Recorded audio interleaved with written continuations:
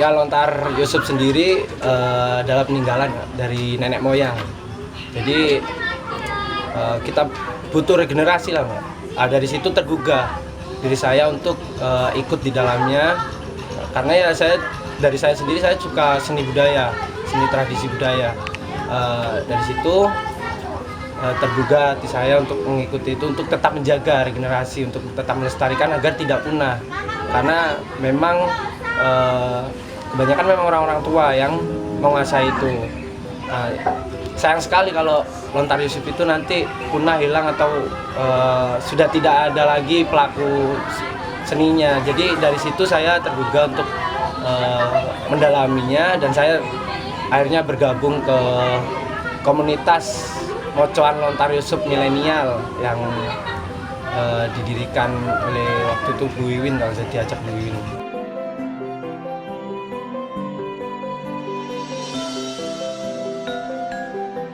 Kami identifikasi kira-kira apa sih yang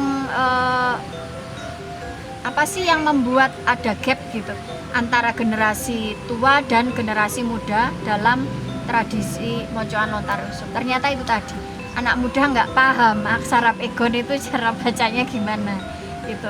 Kemudian kedua ya, karena memang tidak pernah ada sosialisasi, jadi metode pewarisan itu ya metode konvensional, metode lama. Kalau kamu mau belajar mocoan ya kamu datang ke orang yang pintar mocoan gitu, nanti diajarin, ya sudah ngikutin aja, ini caranya kayak gini terus diikutin. Nah makanya kami cari ini trial error juga ya, jadi ini gimana sih caranya, metode apa yang pas untuk para milenial gitu.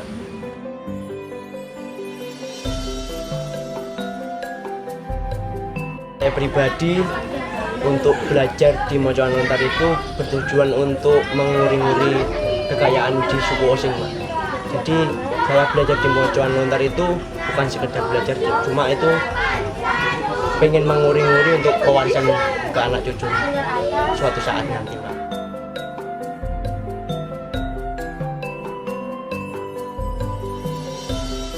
Ada pegonnya, kemudian dikasih transliterasinya, kemudian dilengkapi dengan terjemahannya dari bahasa Jawa ke bahasa Indonesia. Kenapa? Karena jangan sampai kita kehilangan naskah, jangan sampai kita kehilangan tradisi lisan yang menyertai naskah, jangan sampai pula kita kehilangan nilai-nilai kebajikan yang itu menjadi muatan naskah kuno tersebut gitu. Jadi udah sekali gerak kita selesaikan beberapa masalah. Jadi penerbitan buku itu Lontar Yusuf edisi teks itu sangat strategis menurut kami untuk menjembatani masalah-masalah yang ada di antara urusan pewarisan tradisi Mocoan Lontar Yusuf dari generasi tua ke generasi muda, seperti itu.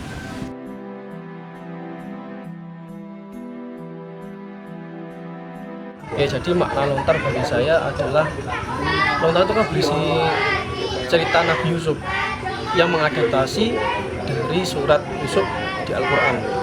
Tapi dengan catatan tidak semua cerita Nabi Yusuf di lontar itu sama dengan di Al-Quran. Nah, di dalam lontar Yusuf bagi saya sendiri, setelah saya baca di situ banyak tuntunan tentang hidup. Yang kedua pengiling-iling.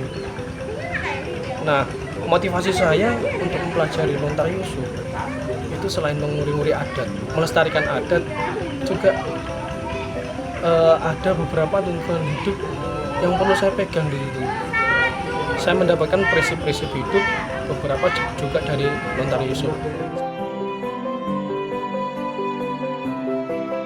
Kalau di Lontar Yusuf Banyuwangi itu tadi ya, penyebutan Allah itu nggak ada, tapi pakai istilah-istilah lokal mungkin yang dikenal di Hindu Buddha gitu ya. Jadi menyebutkan Tuhan itu tidak dengan Allah itu dalam terminologi Islam, tetapi memakai Yang Widi, Yang Manon, Gusti, Pangeran gitu. Jadi itu istilah-istilah yang lebih dekat dan lebih ramah gitu sepertinya.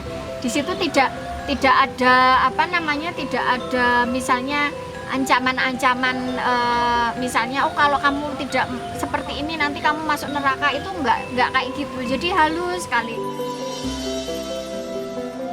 Sebenarnya lontar Yusuf ini itu adalah, kalau orang sini bilang ilmu tuwek. Lontar ini pegangan untuk orang-orang tua, lebih cocok dipegang oleh orang tua. Nah, menurut saya, anak muda yang mempelajari lontar Yusuf khususnya, itu adalah anak muda yang bisa berpikiran dewasa. Nah, jadi di samping mempelajari cerita Nabi Yusuf, kita mengambil pelajaran dan hikmah dari isi lontar Yusuf. Juga ada beberapa tuntunan hidup yang bisa kita jadikan pegangan atau pedoman. Wonten wong kafir ing Mekah ngucap yo Muhammad sun anggawa tulis wahu ujar ande iko